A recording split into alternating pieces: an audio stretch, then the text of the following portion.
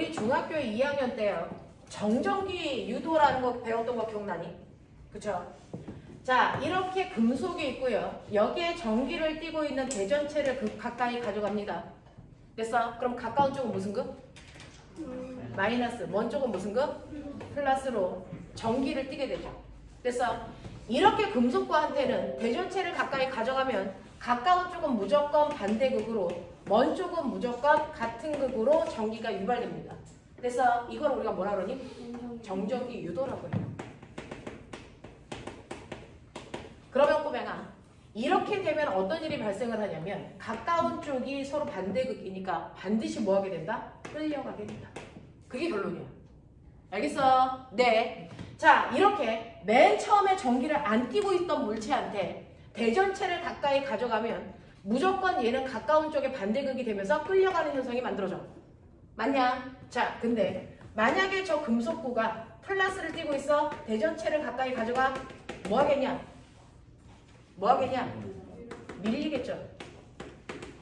됐습니까? 네. 그래서 실제로 이렇게 대전체가 전기를 띠고 있을 때요.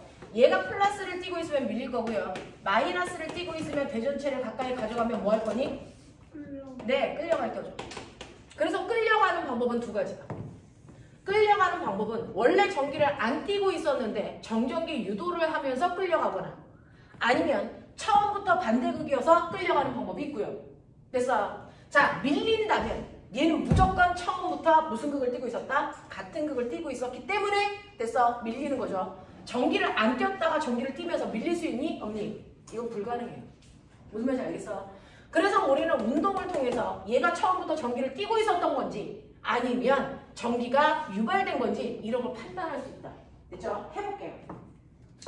자, 5개의 금속구 A, B, C, D, E가 있는데요. 됐어? 그 중에서 B와 E는 전기력이 작용하지 않습니다. A, B, C, D, E라고 하는 이 5개가 있는데 얘네들은 근처에 갖다 대면 전기력이 작용하지 않는데요. 왜 것 같아요? 얘가 전기를 안 띠고 있는데 옆에다가 전기를 안 띈 물체를 갖다 대요. 정전기 유도가 생길 거 아닙니까? 이게 절대 안 생겨요. 그러니까 끌려가지도 밀리지도 않아요. 알겠습니까? 네. 그래서 여러분들이 첫 번째 판단하셔야 되는 B하고 E는 처음부터 전기를 띠고 있지 않았구나. 대전되어 있지 않았기 때문에 둘이 가까이 갔을 때 전기력이 발생하지 않는 거구나. 알겠습니까? 이 얘기야. 그 다음에 A와 C는 서로 뭐 한대요? 밀어낸대요. 밀어내려면 됐어? 처음부터 얘네들이 서로 무슨 극이었어야 된다? 같은 극으로 대전되어 있었어야만 밀려. 알겠어? 둘 중에 하나라도 전기를 안 띈 물체가 있으면 밀릴 수 있니 없니? 없어. 100% 없어. 알겠어? 정신 차려. 자, 그래서 A하고 C는 서로 같은 극으로 전기를 띄었다는 얘기구나. 그러니까 A가 플러스면 C도 플러스, A가 마이너스면 C도 마이너스였겠구나. 알겠습니까? 요게 판별이 돼. 그래서 여러분들 가 보기를 보면 둘 다 대전되어 있지 않았다는 걸 표현하는 대표적인 표현이고요. 나보기를 보면 둘 다 대전이 되어 있어야 되는 상황이라는 걸 납득할 수 있다. 이걸 판별하는 문제예요. 됐죠? 그 다음에 달을 보시면 D와 E는 서로 당긴대요 라고 했어요. D와 E는 서로 당긴다 그랬어. 근데 선생님이 아까 당길 때는 뭐라 그랬어? 적어도 하나는 전기를 띄고 있어야지. 근데 E는 전기를 안 띄었대. 그럼 누군 띄었다는 거야? D는 반드시 대전되어 있었다는 얘기다. 알겠습니까? 이걸 판단해 주는 거야. 네. 그 다음에 라를 보면요. A는 D, B, D, E를 끌어당긴대요.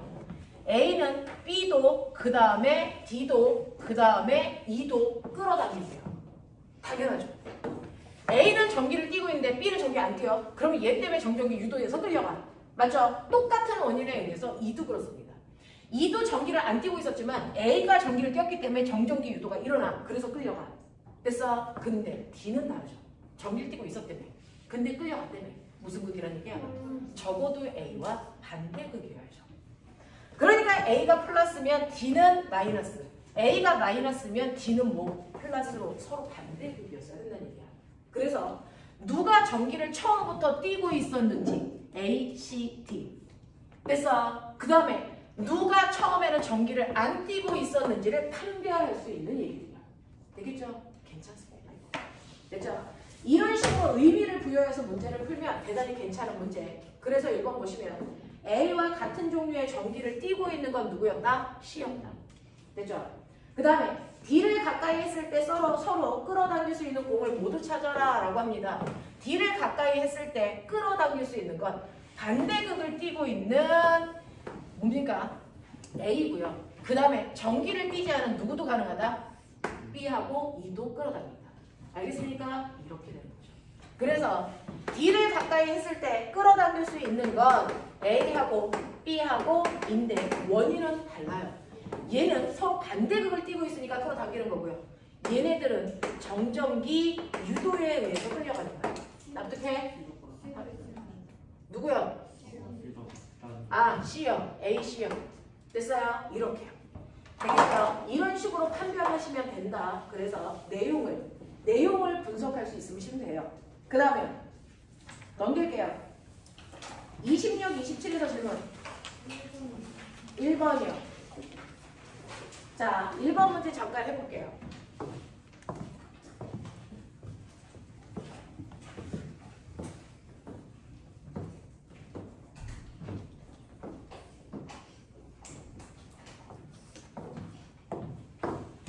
문제 보시면 그림은 대전체 PQ가 각각 O와 ED 위치에 고정되어 있어요. 얘네들은 절대로 못 움직인다는 얘기예요. 자, 그리고 플러스 전하를 띈 A를 마이너스 D의 위치에 놓았더니 움직이지 않았고 A를 X가 D인 위치에 놓았더니 플러스 X축 방향으로 움직이는 걸 봤다라고 하는데 이거 별표 치고요. 수능 버전이에요. 그리고 대단히 중요한 내용들이 들어가 있으니 잘 보십시오. 자, 1번을 보시면 1번에는요. 자리가 붙박이로 고정되어 있는 아이들이 있다. 그 중에서 기준점 5에 고정되어 있는 P라는 물체가 있고요. 그 다음에 자, 자리 ED에 고정되어 있는 Q라는 물체도 있다. 됐어요? 네. 그러면 얘네들이 전기를 각각 띠고 있는 물체이기 때문에 됐죠? 얘네들 때문에 얘가 플러스를 띄었는지 마이너스를 띄었는지 모르겠지만 전기를 띈 물체니까 주변에 전기장이 형성되어 있을 거야. 근데 내가 여기다가요. 플러스 전기를 띠고 있는 A라는 물체를 놓을게요. 첫 번째, 마이너스 D라는 위치에 플러스 전기를 띠고 있는 A를 놓으면 됐어? 얘는 어느 쪽으로도 움직이지 않아. 자유롭게 움직일 수 있는 물체인데 안 움직여. 됐어? 안 움직인데 보면 그러면 우리 아까 배웠죠? 안 움직이는 이유는 뭐야? 압력이 얼마니까? 0이죠. 그러니까 이 A라는 물체가 전기를 띠고 있으니까 얘는 주변에 있는 P와 Q로부터 뭘 받는다? 전기력을 받는다. 됐어? P로부터도 전기력을 받고요. Q로부터도 전기력을 받는데 그 둘의 전기력의 합력이 얼마나? 0이다. 그래서 어느 쪽으로도 안 움직인다. 됐습니까? 네, 뉴턴의 운동법칙 제1법칙이에요. 자, 그러면 합력을 0을 만들어 볼게요. 자, 여기에서 A는 플러스 전기를 띄었대. 그럼 꼬병아, 판단해. A는 플러스 전기를 띄었는데 생각해 볼게요. P가 만약에 플러스다. 안 줬으니까 가정해야죠. 플러스다. 그러면 P가 A를 뭐 할까? 밀겠죠. 이게 P가 미는 힘이에요. 그러면 반드시 Q는 뭐 했어야 되니? 당겼어야죠. 서로 반대 방향으로 힘을 줘야 합력이 0이 될 거 아니야. 당겨야죠. 당기려면 A가 플러스니까 Q는 무슨 극이어야 된다는 거야? Q는 무슨 극이어야 돼? 마이너스여야죠. 그래야 당기겠죠. 알겠어? 그럼 난 이걸 통해서 P와 Q가 플러스와 마이너스가 정말 맞는지 아니면 거꾸로 마이너스 플러스라도 같은 효과거든요. 됐죠? 네, 그건 모르겠지만 결론은 뭐야? P하고 Q는 무조건 무슨 극이다? 반대 극이어야 된다는 건 납득할 수 있다. 맞아. 알 수 있는 것만 뽑아내면 돼. 그래도 답이 나와. 알겠어? 서로 반대 극이라는 거. 자, 그래서 이런 식으로 가정해 보니까 아, P와 Q는 서로 반대 극의 전하를 띠고 있어야 된다? 이거 납득했어. 그리고 나서 그 다음엔 뭐야? 힘의 크기가 어때야 되니? 같아야 된다는 거죠. 그래야 합력이 0이죠. 되겠어? 졸려면 살짝 일어나. 잠 깨. 자, 서로 반대극이어야 된다는 거 여러분들 납득하셔야 되는데 그 중에서 첫 번째 볼게요. 첫 번째 볼게요. 그러면 A하고 P 사이에 작용하는 전기력. 우리 저번 주에 전기력 구하는 방법 했어요. 외우라 그랬어요? 어떻게 합니까? R 제곱분의 뭐였어? 크요. 이게 무슨 말이냐면 전기를 띠고 있는 두 개의 물체가 있어요. A요. 플러스 4쿨롱의 전하를 띠고 있고요. B요. 마이너스 2쿨롱의 전하를 띠고 있고요. 이 두 물체가 떨어져 있는 거리가 2m 떨어져 있다고 치자. 그러면 얘네들 사이에는 한 놈은 플러스고 한 놈은 마이너스니까 뭐가 작용할까? 당기는 인력이라는 전기력이 작용하겠죠. 맞습니까? 얼마나 센 전기력이 작용할까요? 그거 구하는 식 R제곱분의 뭐다? 크다. 됐어. 둘이 떨어져 있는 거리가 2니까 2의 제곱분의 쿨롱 상수에다가 각각이 띠고 있는 전기적 세기를 곱하는 거다. 됐습니까? 이렇게 되면 날라가 꺼져 사라져 지워져 보이죠? 그래서 얘는 2K 뉴턴만큼의 전기력이 작용할 거다. 이렇게 구한다고. 무슨 말인지 알아? 그 중에서 K라는 건 전기력을 구할 때만 쓰는 상수값으로 9 곱하기 10의 구승인데 우리는 잘 안 넣어. 그냥 이렇게 상수가 나오면 일로 놓고 상상하시면 돼요. 알겠습니까? 이렇게 하라고 했어. 자, 그렇다면 이거를 저기다가 대입을 해보시면 여러분들 어떤 줄 아세요? A와 P 사이에 작용하는 전기력은요. 떨어져 있는 거리가 D만큼이에요. 납득하게 말해. D의 제곱분의 쿨롱 상수에다가 A가 띠고 있는 전기의 세기에다가 P가 띠고 있는 전기적 세기를 곱한 만큼이에요. 맞죠? 네. 그 다음에 A와 Q 사이에 작용하는 전기력은요. 보세요. 떨어져 있는 거리가 얼마입니까? 3D입니다. 그거의 제곱이니까 얼마예요? 9D 제곱분의. 그래서 쿨롱 상수에다가 A가 띠고 있는 전기의 세기에 Q가 띠고 있는 전기의 세기를 곱한 값이죠. 그러면 머리 좋은 척 하세요. 위는 어떤지 모르겠지만 그래서 아래에 있는 분모의 비율이 몇 대 몇이야? 1대 9죠. 1대 9죠. 근데 이 두 개의 크기가 어때야 된다고요? 힘이 같아야 된다고. 그러면 분모의 비율이 1대 9면 분자의 비율이 몇 대 몇이면 되니? 1대 9면 같죠? 납득했냐? 네. 근데 꼬맹아 잘 봐. K 똑같아. A 똑같아. 그럼 뭐야? P와 Q의 전하량의 세기가 몇 대면? 1대 9의 세기를 갖는다고. 모르는 건 모른다고 인정하고요. 아는 것만 제대로 뽑아가시면 된다고. 알겠어? 네. 그래서 1대 9의 전하의 세기를 띄니까 얘 전기적 세기를 Q라고 놓으시면 Q1이라고 놓으시면 얘 전기적 세기는 얼마? 9Q1 이렇게 표현하면 된다고. 알겠습니까? 네. 요 정도의 세기를 가지고 있구나라는 걸 알 수 있으면서 꼬맹아 너 이거 1대 9라는 세기는 어디서 나왔어? 한 번 푸시고요. 그 다음부터는 머리를 이용해서 너네 암기하는 거 싫잖아. 규칙성을 찾아. 그게 암기 안 하는 방법이야. 암기 안 하는데 공부 잘하는 애들은 규칙성 패턴을 찾을 수 있는 거. 패턴 찾아. 그럼 된다고. 자, 얘가 1대 9라는 걸 판단하는 건 뭐야? 분모가 1대 9이기 때문에. 맞아? 네. 분모 1대 9는 어떻게 나온 거야? 거리. 떨어져 있는 거리 비율이 뭐였어? 제곱이었어. 맞냐? 그러니까 실제로 물리 문제 풀 때 가장 중요한 건 어떤 거든 전기되어 있는 위치가 갖는 의미가 제일 커. 그래서 전기가 있는 전하를 띠고 있는 점자나 주변에 어떤 물체를 놨는데 이 새끼가 안 움직여. 그 안 움직이는 자리가 이 전기를 띠고 있는 두 개의 전하가 A한테 주는 전기력의 세기가 같아서 그래. 근데 그 전기적 세기가 같았을 때 반드시 규칙성. 떨어져 있는 거리의 비 1대 얼마라고? 3이라고. 그거의 제곱한 만큼이 얘네들의 뭐라고? 전하량 비율이라고. 알겠습니까? 그래서 처음부터 전하량이 1대 9의 크기를 가지고 있었어야 된다는 게 풀어볼 애들은 눈으로 보여. 알겠니? 그런 느낌. 알겠죠? 이렇게 됩니다.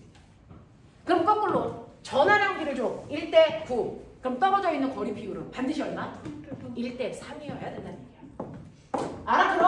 알아들어? 이런 것들을 머릿속에 넣어야 수능 문제는 한 문제를 30초에 푼다고요. 알겠습니까? 이렇게 머릿속에 넣으십시오. 자, 그래서 여러분들이 보시면 P와 Q의 전하량의 비율이 1대 9의 비율을 가지고 있다는 걸 알기 때문에 기억 보기 보세요. 막바로 보잖아요. 전하량은 Q가 P의 9배다. 맞는 얘기야. 알겠어? 이렇게요. 그 다음에 니은 A가 자 D의 위치에 있을 때 받는 전기력의 크기는 3의 위치에 있을 때 전기력의 크기보다 크니라고 했어요. 됐어요? 네. 그러면 이제 여기에서 얘네들의 전하량을 알았으니 물어보는 위치마다 구할 수 있는 방법들이 있어요. 우리는 정하자. P라고 하는 아이의 전기를 플러스 Q라고 한다면 Q라는 아이의 전기는 반대 극이어야 되니까 뭐 마이너스 뭡니까? 9Q 뭐 이런 식으로 정리해놓고 문제를 풀면 돼. 이제 알겠어? 서로 반대 극이어야 되고 세기는 이렇게 돼. 자, 근데 여러분들이 보시는데요. 힌트 하나 더 주고 있죠. A를 마이너스 D에 놓으면 움직이지 않지만 A를 D에다가 놓으면 A를 D의 위치에 놓으면 여기를 D의 위치라고 할까요? 여기다가 놓으면 A가 플러스 쪽으로 끌려간대. 그래서 이건 뭘 알려주는 줄 알아? 얘가 플러스 마이너스인지 아니면 마이너스 플러스인지 그걸 판단할 수 있게 해줘. 해볼게요. 여기다 놓으면 얘 플러스야. 잘 봐. 플러스가 플러스를 뭐 하겠니? 밀겠죠. 됐죠? P가 미는 힘을 받아. 그 다음에 마이너스가 플러스를 뭐 하겠니? 당기겠죠. 그쵸? 그러니까 얘가 어느 쪽으로 움직일 수밖에 없어? 오른쪽으로 움직일 수밖에 없어. 지금 얘가 오른쪽으로 움직인대. 됐어? 그러니까 반드시 P는 플러스여야 되고 Q는 마이너스여야만 됩니다. 만약에 거꾸로 해볼게요. 이거 마이너스 이거 플러스로 해볼게요. 그럼 생각해봐. 자, 마이너스인 됐어. P가 A를 뭐하니? 당기겠죠. 자, 플러스가 플러스를 뭐하겠니? 밀겠죠. 이렇게 되면 움직이는 방향이 어떻게 돼? 정반대로 나와야 돼. 무슨 말인지 알겠어? 그래서 움직이는 방향을 주는 건 누가 플러스고 누가 마이너스를 판별하라고 주는 거야. 그래서 P는 플러스여야만 되는구나. Q는 마이너스여야만 되는구나를 판단해라. 알겠죠? 이 얘기야. 자, 그래서 여러분들이 이렇게 그까지 판단해 놓고 나면 이제 각각의 위치에서 전기력을 잡아낼 수 있습니다.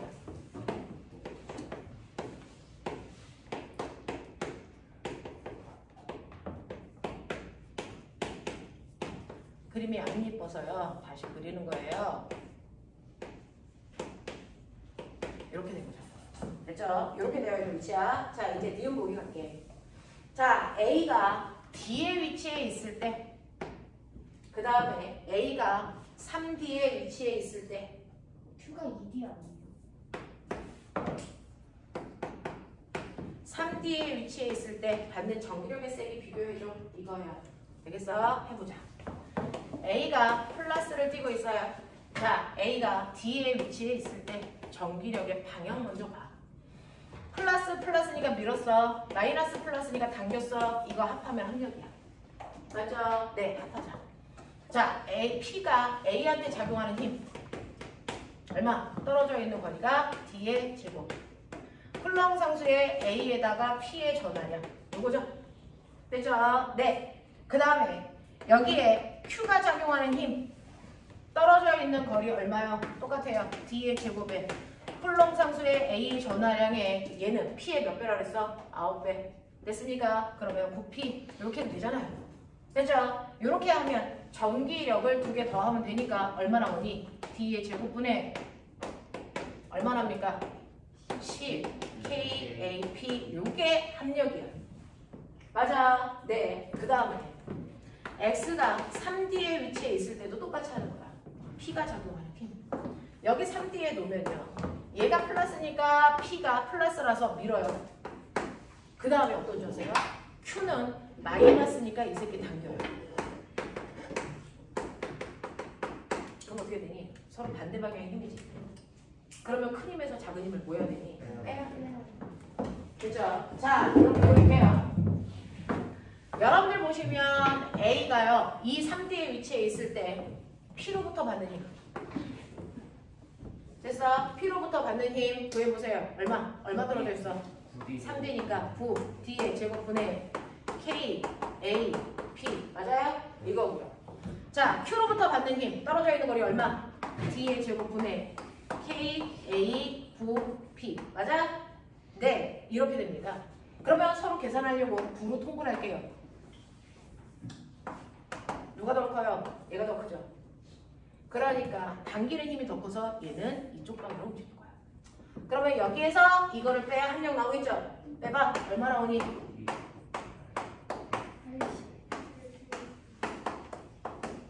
이렇게 되죠.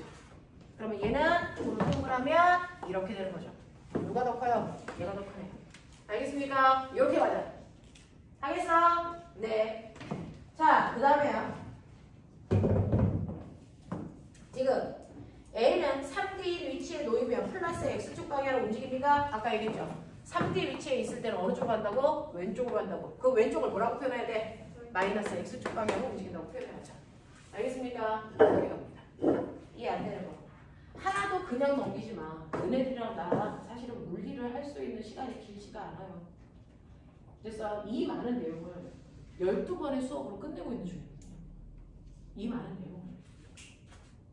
그 안에 모르는 걸 최대한 짚어내셔야 돼. 알겠어? 그러니까 반드시 모르는 거 질문해. 넘겨! 자, 5번부터 8번까지 질문. 8번과 7번? 7번, 8번이요. 다음은 보호의 수소 원자 모형에 대한 설명입니다. 양자수 n에 따른 전기 에너지를 각각 표현했습니다. 이때 여기서 마이너스 2제로는 바닥 상태에서의 에너지 값입니다.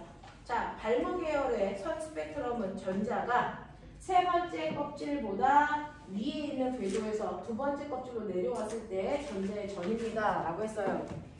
우리가 저번 주에 배웠던 거예요.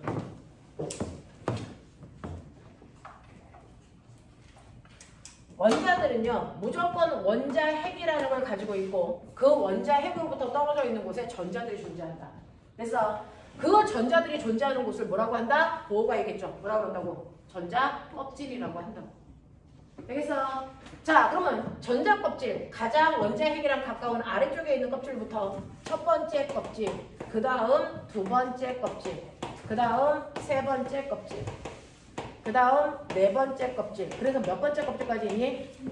무한 번째 껍질까지 이렇게 존재한다. 근데 각각의 껍질마다 그 껍질에 들어가기 위해서 필요한 에너지 값이 다 달라. 맞아? 이때 무한 번째 껍질에 들어가려면 에너지가 얼마 필요해? 0 필요해. 맞아? 네. 자, 그런가 하면 그거보다 아래쪽은 에너지가 얼마만큼 필요해? 마이너스만큼 필요하지. 어떻게 구하라고 했어? 어떻게 구하라고 했어? 껍질분의 제곱분의 1만큼 필요하다. 이렇게 생각하면 된다 그랬지. 그러니까 네 번째 껍질에 있을 때는 16분의 1만큼의 에너지가 필요하고요. 세 번째 껍질에 있으려면 마이너스 9분의 1만큼, 두 번째 껍질에 있으려면 마이너스 4분의 1만큼, 첫 번째 껍질에 있으려면 마이너스 1만큼의 에너지가 필요하다고 놓고 양쪽 계산하시면 돼요. K값 굳이 안 집어넣어. 알겠어?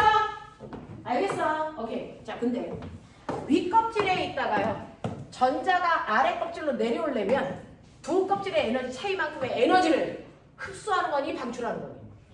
방출해야 되죠. 됐어? 그 중에서 전자들이 첫 번째 껍질로 내려올 때가 가장 많은 에너지를 방출한다? 무슨 광선? 뭐? 자외선을 방출하면서 내려온다. 기억나니? 자, 전자들이 두 번째 껍질로 내려올 때가 두 번째로 많은 에너지를 방출하면서 내려온다. 뭐? 가시광선. 세 번째 껍질로 내려올 때가 세 번째로 많은 에너지를 방출하면서 내려온다. 뭐? 적외선. 이걸 각각 발견한 과학자의 이름을 따서 계열이라고 부른다. 맞죠? 이거 누가 발견했니? 라이먼. 그래서 이거 라이먼 계열이야. 이거 누가 발견했니? 발머. 이거 누가 발견했니? 할시엔. 그래서 라말파. 인정하니? 이렇게 되는 거죠. 자, 그 중에서 너네들 7번 문제는요, 발머 계열에 대한 얘기니까 반드시 몇 번째 껍질로 내려와야 되니? 두 번째 껍질이요. 전자가 처음에 어디 있던 상관없이 내려왔을 때 나중에 껍질은 됐어. 반드시 두 번째 껍질로 내려와야 된다는 얘기야. 됐어. 세 번째에서 두 번째로 올 수도 있고요. 네 번째에서 두 번째로, 다섯 번째 껍질에서 두 번째 껍질로 내려오는 것도 가능하단 말이야. 그랬을 때 더 위에서 아래로 내려올 때 방출하는 에너지가 됐어? 더 크겠지. 하지만 얘네들 다 뭐라고? 가시광선 영역이라고. 알겠냐? 이런 얘기 하는 거야. 자, 그럼 이 중에서 기억, 발머 계열은 가시광선이다. 정확한 표현이고요. 니은, 발머 계열의 선 스펙트럼 중에서 선생님이 잊지 말라고 했죠. 에너지 구하는 방법. 이때 방출된 에너지를 계산하는 방법. 에너지가 막 나올 거 아니야? 자, 방출된 에너지를 구하는 방법, 얘 거 구해보자.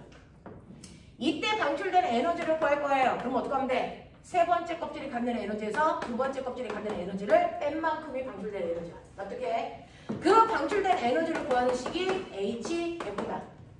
H는 상수고요. F는 뭐야? F는 뭐였어? F는 뭐였어? 진동수라는 거야. 진동수. 됐어. 그럼 꼬명아. 에너지가 크다는 얘기는 진동수가 뭐야?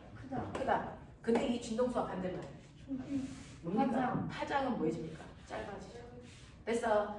에너지와 진동수는 비례하는 값이고요. 파장은 반비례하는 값이라서요. 에너지가 크다는 얘기는 진동수가 크다는 얘기고 파장은 짧다는 얘기인데 여기서 뭐 물어봤어요? 파장이 가장 긴 그랬어요. 파장이 가장 길다는 얘기는 진동수가 가장 짧다. 에너지가 가장 작다. 이 얘기예요. 미줄치로 써요. 파장이 길다는 얘기는 에너지가 작다는 얘기다. 맞아? 그러면 두 번째 껍질로 내려오는 애 중에서 가장 에너지가 작은 거. 네, 세 번째에서 두 번째로 내려오는 거다라고 해석하셔야 됩니다. 자, 그러면 세 번째에서 두 번째로 내려올 때 에너지의 크기가 얼마인지 계산을 하는데 이 모습이 나오는지 보시는 거예요. 자, 세 번째 껍질이 갖는 에너지를 원래는 이렇게 구하는데 얘는 좀 다르게 구하고 싶대.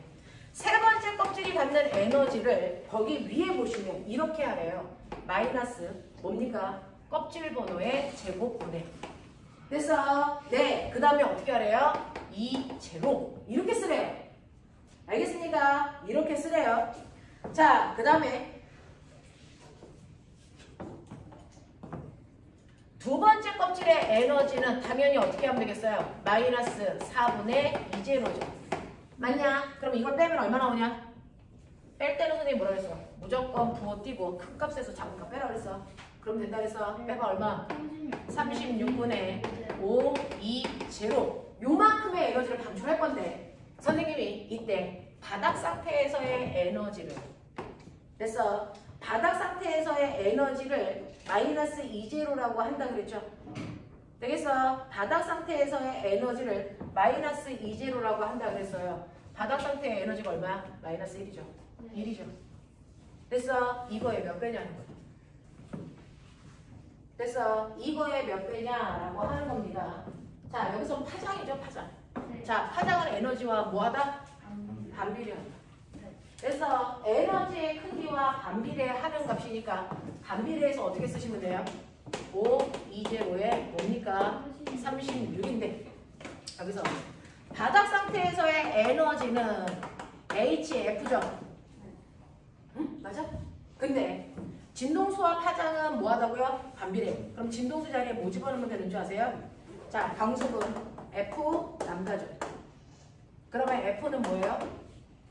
F는 뭐예요? 람다분의 뭡니까? C죠. 그래서 여기 F 자리에다가 요거 집어넣어도 무방하다 그랬어. 맞냐? 그래서 집어넣으면 뭐니? 람다분의 HC. 이게 2제로. 맞아. 네. 그래서 여러분들 이때 방출하는 에너지 값이 요만큼이 되는데 이때 파장을 구하라는데 우리가 구한 건 뭐예요? 에너지라고요. 이거는 아니죠. 36분의 5, 2제로는 뭐다? 에너지다. 에너지는 뭐다? 보시면 알겠지만 람다분의 뭐니? HC다. 아니야? 네. 그러니까 이거 가지고 파장 구하려면 어떻게 하면 돼? 어떻게 구하면 돼요? 파장으로 정리 하면 얼마 나오니? 5, 2, 제로분의 얼마 나와? 36 HC. 요 모습이 나와. 됐어? 그냥 단지 정리하는 것 뿐이야. 여기까지 굳이 끌고 가지 않아도 돼. 그냥 우리는 아까처럼 E3에서 E2를 빼면 됐어? HF다. 요 정도까지만. 됐어? 얘는 F 자리 대신에 람다분의 C로 바꿔놓고 그냥 정리한 것 뿐이야. 이해돼요? 이렇게 가자. 자, 그 다음에 그래서 이거 맞는 거고요. 지금 발모 계열의 선 스펙트럼 중에서 진동수가 가장 큰 것은 됐죠? 진동수가 크다 밑줄 해석해. 진동수가 크다는 얘기는 에너지가 뭐하다는 얘기다? 크다 같은 거. 됐어? 그 얘기잖아. 자, 발모 계열의 선 스펙트럼 중에서 진동수인 에너지가 큰 것은 세 번째에서 두 번째로 내려올 때야? 세 번째에서 두 번째로 내려올 때 에너지가 제일 커? 아니죠. 더 위에서 내려와야 에너지가 크죠. 얘는 에너지가 제일 작아요. 그래서 틀렸다. 되겠어? 그래서 내가 딱 하나. 7번 문제의 해석 능력은 파장이 크다는 얘기와 진동수가 크다는 얘기를 어떻게 해석할래? 이거거든요. 파장이 크다는 얘기는 에너지가 뭐하다는 얘기? 작다는 얘기. 그래서 진동수가 크다는 얘기는 에너지가 뭐하다는 얘기? 크다는 얘기. 서로 반대말로 해석할 수 있냐고 묻는 거야. 되겠죠? 네. 8번 갈게요. 다음은 수소 원자의 스펙트럼에 대한 설명을 나타낸 것입니다. 자, 이에 대한 설명으로 옳은 것을 찾아보세요 라고 했습니다. 자, 꼬맹아, 거기요 파장의 길이 좀 보세요. 오른쪽으로 갈수록 파장이 뭐해지니? 커지는 거죠. 됐죠? 파장이 커지면 에너지가 뭐해지는 거야? 작아지는 거죠. 맞아요. 제대로 해석하고 있어요. 자, 그래서 거기 선 스펙트럼을 보면 그냥 선이 있네 이걸로 보는 게 아니고 어느 쪽에 에너지가 더 큰지를 보셔야 됩니다. 어느 쪽에 에너지가 더 큰지를 보셔야 되는데 오른쪽으로 갈수록 파장이 커지기 때문에 에너지는 뭐 해주고 있는 거다? 작아지고 있는 거다. 이렇게 해요. 되겠죠? 그것만 해석하시면 되고요. 자, 그리고 나서 첫 번째 그림 위에 있는 거에 밑줄 쳤어요? 예, 라이몬 계열이에요. 라이몬 계열이에요. 몇 번째 껍질로 내려오는 게 라이몬이? 첫 번째. 첫 번째로 내려오는 게 라이몬이고 두 번째로 내려오는 거 발멍, 세 번째로 내려오는 거 하실. 라, 발, 파. 알겠어? 라, 발, 파. 알겠죠? 자, 그래서 얘는 라이먼 계열이기 때문에 무조건 모든 아이들이 나중에는 첫 번째 껍질로 내려와야 돼. 됐어? 그러면 얘는 처음에는 어디에 있었는데 처음에는 두 번째 껍질에서 첫 번째로 내려올 수도 있고 세 번째 껍질에서 첫 번째로 네 번째 껍질에서 첫 번째로 상관없다는 얘기야. 이거 다 라이먼 계열이야. 알겠어? 자, 그랬을 때 이 중에서 에너지가 제일 작은 애가 얘. 점점 에너지 커지고 있는 거지. 되겠어? 네. 그래서 여기 보시면 얘를 남다 A, 얘를 남다 B, 얘를 남다 C 이렇게 했는데 꼬맹아 얘는 라이먼 중에 가장 에너지가 작아. 누굴 것 같아? 누굴 것 같아? 그렇죠. 얘는 두 번째 껍질에서 첫 번째 껍질로 내려오는 얘가 남다 A예요. 알겠어? 얘가 남다 뭐니? B요. 얘가 남다 뭐니? C. 이런 식으로 보시면 돼요. 납득해? 오케이. 자, 그렇다면 이때 라이먼 계열의 파장 남다는 다음과 같은 식으로 구하래. 그냥 여기다 대입하라는 얘기야. 자, 그러면 그 중에서요. 여러분들이 보시는 것처럼 자, 기억 보시면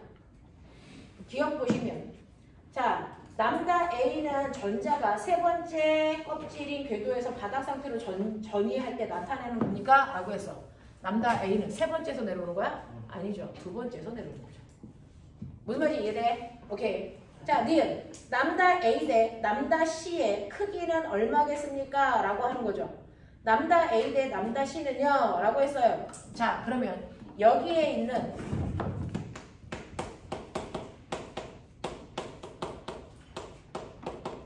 이거죠. 자, 빠른 속도로 해봐. 남다 A는요. 몇 번째 껍질? 두 번째 껍질에서 몇 번째 껍질? 첫 번째 껍질. 자, 두 번째 껍질이 갖는 됐어. 남다 값 구해보자. 얼마냐?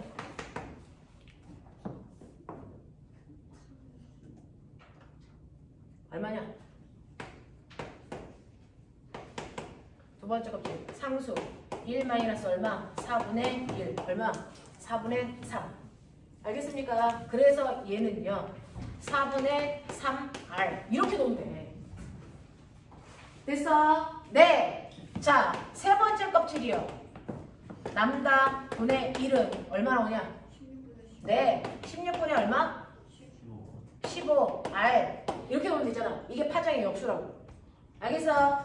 자, 그래서 얘네들의 파장의 비율을 구하세요 라고 하면 두 번째 껍질에서 첫 번째 껍질을 빼는 거니까 첫 번째 껍질은 어떻게 되냐? 얘는 얼마냐? 첫 번째 껍질은 0이죠. 네, 이렇게 되는 거고. 자, 그래서 남다 A는 이거 남다로 정리. 그럼 어떻게 되니? 남다 A는 요거 빼시면 얼마 나와요? 이거 빼시면 어차피 0이니까 4분의 3R이죠. 아니야? 그럼 남다 A는 어떻게 구하면 돼? 남다 A는 얼마? 3분의 4R? 3R분의 4? 오케이. 그러면 남자 B는 얼마? 8R분의 9? 확실해요? 네. 그래서 요 비율 구하면 되죠. 되겠어? 이렇게 간다. 맞아? A랑 C였어? 빨리 얘기 안 할 거였어? 어쩔 거야. 자, C는 꼬맹아 어떻게 해? C는 몇 번째 껍질이야? 네 번째네요. 네 번째는요. 남다 1분의 2는 네 번째야. 빨리 줘. 16분의 저거 N3을 위에 다 돼. N3 제가 N3이 아니라 N4예요. 그래서 A가 구한 거니까 1, 2, 3. 3은 이거 9분의 9분의 8. 와씨. 3으로 쓰면 이렇게? 네. 네. 그럼 이건 맞아? 아니요. 그건 맞. 이거 우리 잘못 구했지? 네. A 값을 잘못 놓고 구했지? 자, 그래서 빨리 듣고 해봐. 나오나 안 나오나 봐. A가 16분의 A가 16분의 16R분의 15. 15분의 아니야? 15R분의 너네 아침에 술 먹고 왔어? 이 새끼들이 음주 수업하고 있어. 이게 R 뭐야? 이거 RC야 RA야? 이거 RC요. 이게 RC죠. 그러면 RC 대 RA의 비율. 맞죠? 맞아? 네. 자, 언니가 술 마셔서 그래. 내 탓은 아니야. 자, 봐봐. 디귿. 파장이 남다비 광자 한 개의 에너지는 얼마입니까? 라고 했어요. 자, 파장이 남다비라고 하는 아이가 이거라 그랬죠. 네. 됐어. 이거 에너지. 아까 에너지 먹기로 하면서 남다분의 HC. 됐습니까? 그러니까 여기다가 얘 집어넣으시면 되죠. 그럼 얼마 나오니? 9분의 8RHC. 나쁠 때 네. 이렇게. 넘어가 볼게요. 30, 31. 질문 없어? 없어? 오케이. 자, 여기까지가 저번 주에 했던 내용. 됐냐? 자, 여기까지가 저번 주에 했던 내용인데요. 간단하게.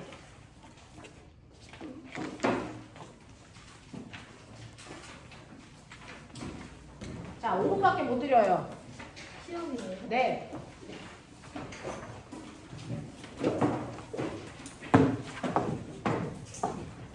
문제예요? 모르겠어. 봐봐. 오늘 목사님 음주 수업하고 있는데 씨.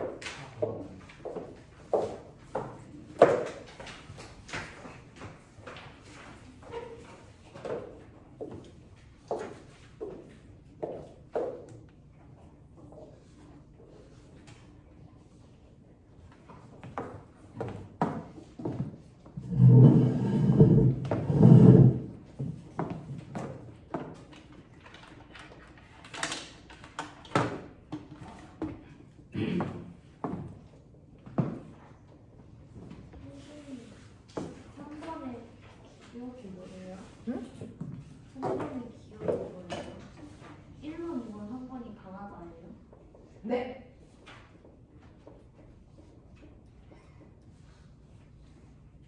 설이 뭐 질문하려고 했어? 아, 저도 네. 3번에는 1, 2, 3을 기니 뒤로 놓고 하셔야 돼요.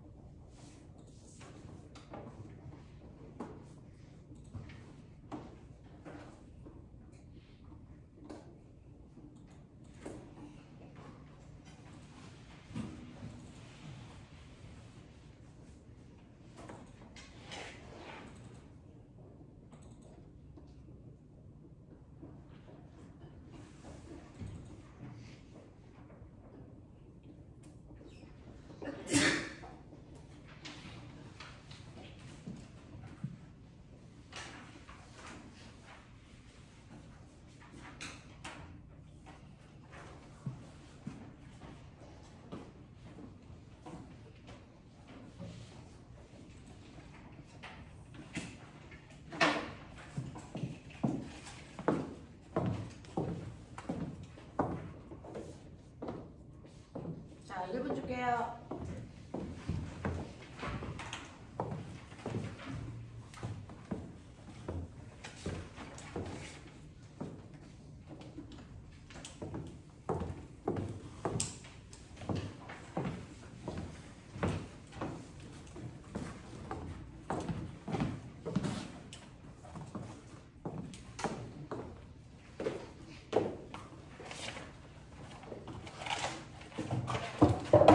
저번 주에 저한테 시험지 못 받아간 사람들이 있어요. 학교 시험지.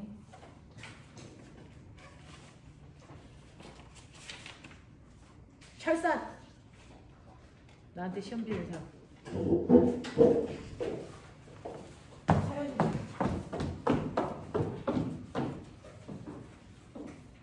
시험지에 이름이 없어.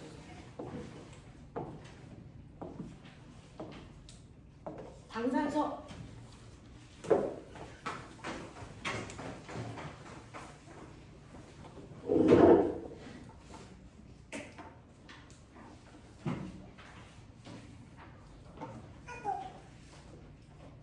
재승이.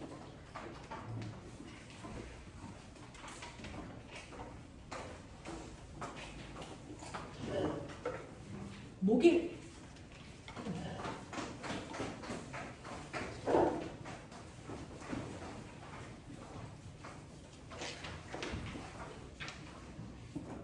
사비기.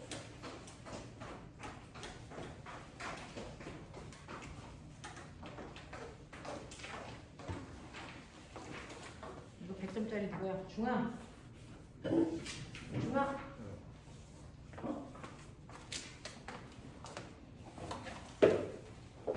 혹시 저한테 시험지 내는 못 받는 사람 있어요? 다 친구 들었어요. 자, 채점하죠.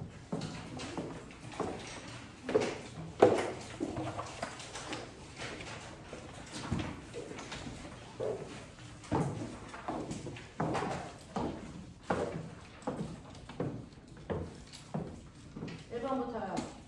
1번에 1, 2번에 2, 3번에 2, 4번에 3, 5번에 1, 6번에 5, 7번에 5, 8번에 2, 9번에 4, 10번에 5.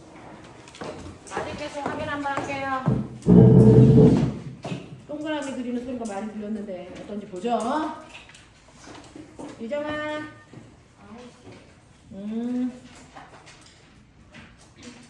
서연이. 성현이. 네. 소영이. 지성이. 8개요.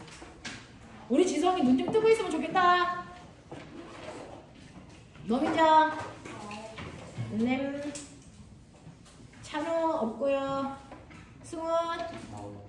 어딨지 승훈? 계속 얼굴 좀 보자. 자 연우. 어딨어? 몇 개? 4개. 네. 고은이. 10개요. 서림이. 어? 4번에 답이 뭐니 얘들아? 어? 4번에 답 3번이래. 네.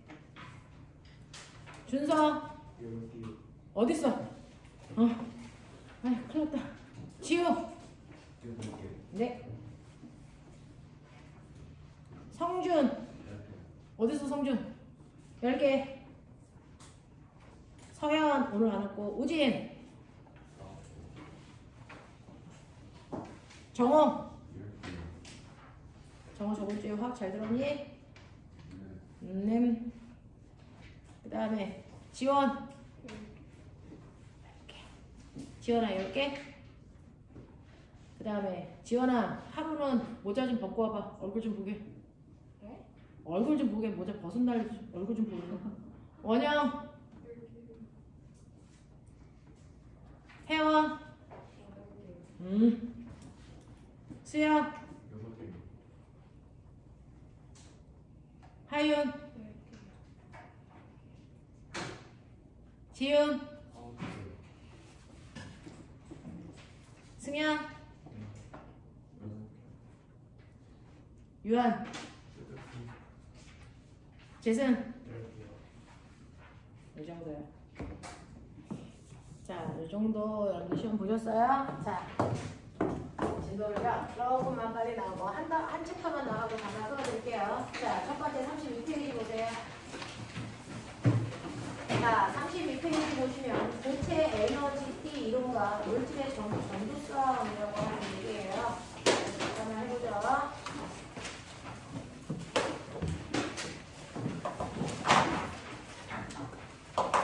저번 주는 화학 원에서 배우는 원자의 구조와 대단히 유사한 내용이었다면 오늘은 이제 내용이 약간 화학하고 물리가 다르네 라고 하는 걸 이제 느낄 수가 있는데 보시면요. 지구상에 있는 모든 물질은 더 이상 쪼갤 수 없는 가장 작은 입자 원자로 되어 있다 그랬어. 원자로 되어 있고 사실은 알고 보면 그 원자 속에는 원자보다 더 작은 그래서 양성자, 중성자, 전자라고 하는 입자들로 되어 있다는 걸 각각의 과학자들이 발견했다 그랬어요. 됐죠? 그래서 우리는 실제로 지구상에 있는 모든 물질 더 이상 쪼갤 수 없는 가장 작은 입자 원자라는 게 원자 핵 속에는 플러스 양성자와 중성자로 되어 있고 바깥쪽 껍질에는 전자들이 이렇게 들어가 있다는 됐어. 내 원자 모형을 이해하고 있는 상태. 됐어. 이런 식으로 되어 있다고요. 이게 바로 원자의 모양입니다. 실제. 됐어. 그러면 이런 식으로 되어 있을 때 여러분들은 이런 구조로 되어 있을 때 이 원자들이 형성되는 지구상에 있는 물질의 뭐를 볼 수 있다? 중학교 1학년 때 배웠어요. 상태를 볼 수 있다. 각각의 원자들이 이렇게 되어 있는데 이러한 원자들이 모여서 분자, 물질을 만들고요. 그 물질들이 어떻게 분자들이 배열되어 있느냐에 따라 물질의 상태를 나눌 수 있다. 물질의 상태는 몇 가지가 있냐면 세 가지가 있죠. 뭐 있어요? 기체를 그렇죠. 고체, 액체, 기체 이렇게 되어 있어요. 그래서 액체와 기체라는 물질이 있고 고체라는 상태의 물질도 있다라는 겁니다. 자, 근데 액체, 기체의 원자 구조는 여러분들이 보시는 것처럼 정확하게 이렇게 생겼어요. 실제로요. 액체나 기체는요. 입자의 단위에서 보면 입자와 입자 사이의 거리가 대단히 멉니다. 됐어. 근데 고체 입장에서 보면 고체는 선생님이 점 하나 찍을까요? 여기 안에 원자가 100만 개 들어가 있는 겁니다. 됐어. 이렇게 작은 공간 안에 원자들이 빽빽하게 모여있는 게 고체고 액체나 기체는 고체에 비해서 상대적으로 입자와 입자 사이의 거리가 대단히 멉니다. 그러면 어떤 일이 발생하는지 보세요. 실제로 입자와 입자 사이의 거리가 대단히 먼 액체 또는 기체는 A라는 입자가요. 원자핵이 A께 이렇게 있어요. 그러면 당연히 A라는 원자핵 바깥쪽에는 A라는 전자들이 들어있어야죠. A 원자 속에 있는 전자들이 이렇게 껍질에 들어가 있어야 됩니다. 이렇게 들어가 있어요. 그 다음에 멀리 떨어져서 B라고 하는 원자 속에도 원자핵이 있고 그 원자핵에 따라 전자들이 껍질마다 이렇게 들어가는데 너 생각해 볼래? 전자하고 전자 사이에 뭐가 작용하니? 반발력, 청력. 됐어? 서로를 밀어내는 청력이 작용해. 납득하니? 네. 자, 근데 너무 멀리 떨어져 있으니까 청력이 잘 작용할까 안 할까? 안 합니다. 액체와 기체 사이에는 원자와 원자 사이의 거리가 대단히 멀리 떨어져 있기 때문에 전자와 전자 사이의 반발력이 거의 작용하지 않아서 자기가 움직이고 싶은 곳으로 그래서 이동하는데 옆에 있는 전자들이 관여할 수 없어. 알겠어? 그런 상태.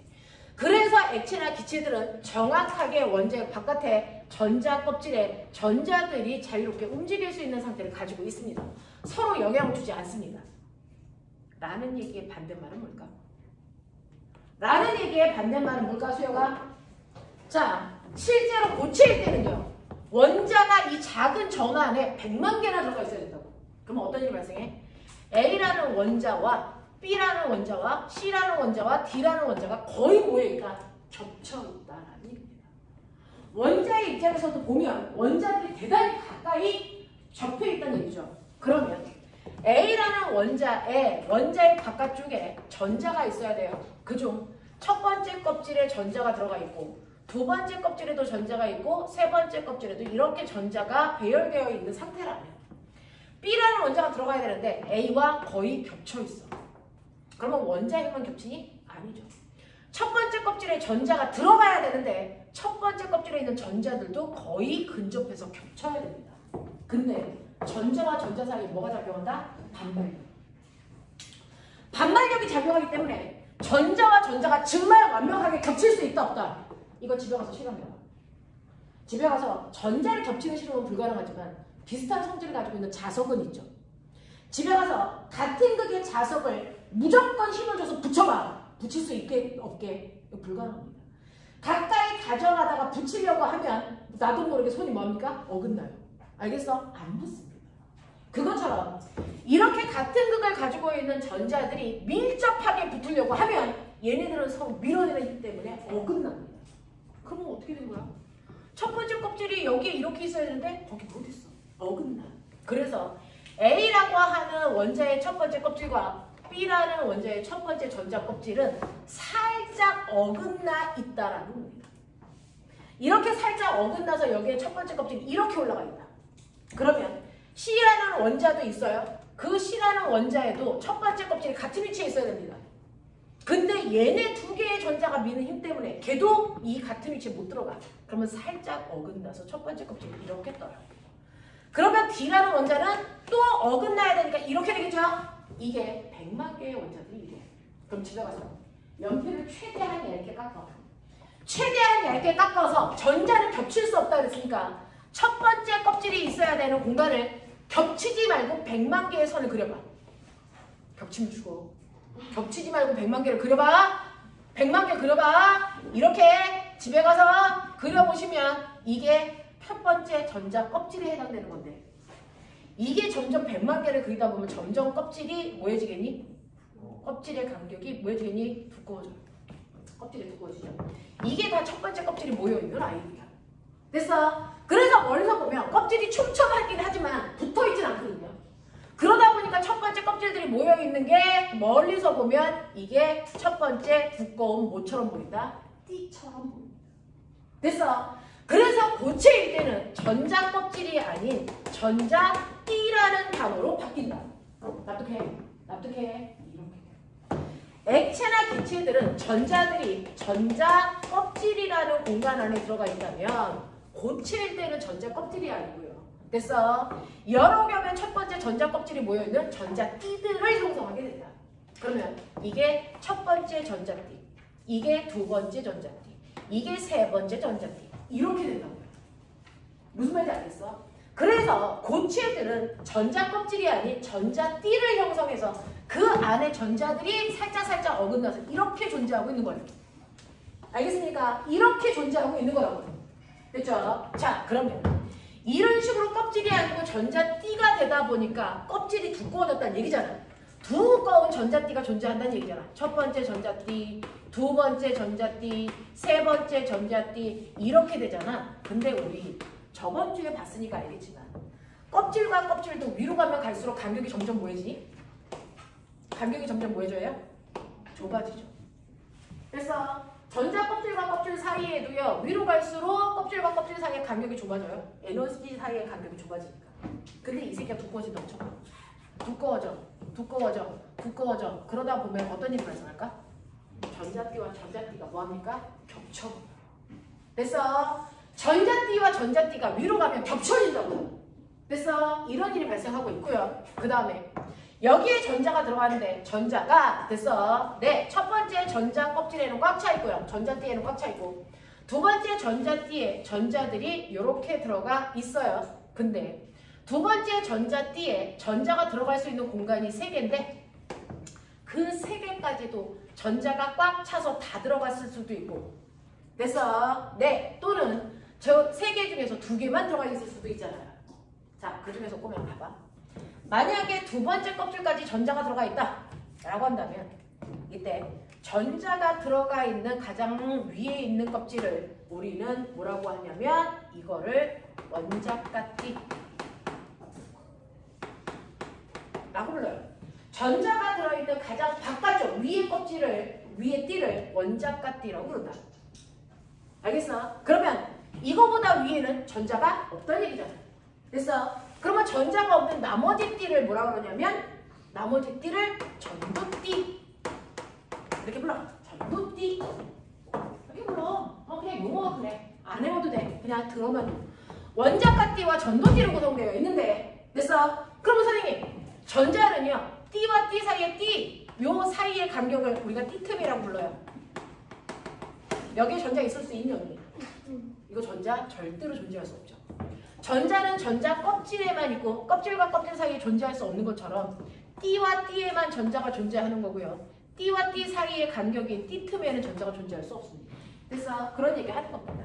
그러면 여기에 이런 식으로 전자들이 들어가 있을 때 가장 바깥쪽 껍질인 원자과 띠에 전자가 3개 들어갈 수 있는데 2개만 들어갔어. 한 자리는 전자가 없는 빈 공간이야. 그럼 전자들은 움직이고 싶어. 어떻게 움직이고 싶어? 내 마음대로 자유롭게 움직이고 싶어. 되겠어? 자, 그 자유롭게 움직일 수 있고 싶은데 실제로 자유롭게 움직이는 전자를 뭐라 그러니? 그렇지! 그럼 반대말, 자유롭게 움직일 수 없는 전자도 존재하니 안 하니? 해요. 그렇다면 전기가 잘 흐르는 물질, 고체 상태일 때, 거짓말. 고체일 때 전기가 잘 흐르는 물질을 뭐라고 불러? 도체. 됐어? 걔네들은 왜 전기가 잘 흘러? 자유전자가 많아서 그래. 지 맘대로 움직일 수 있는 전자가 많아서 전기가 흘러. 그럼 부도체는 자유롭게 움직일 수 있는 전자를 거의 안 가지고 있기 때문이야. 그럼 관건은 뭐야? 자유전자는 누가 많아? 금속이 많아. 알겠어? 그러면 자유전자는 어떻게 생기는 거야? 그 얘기해보자.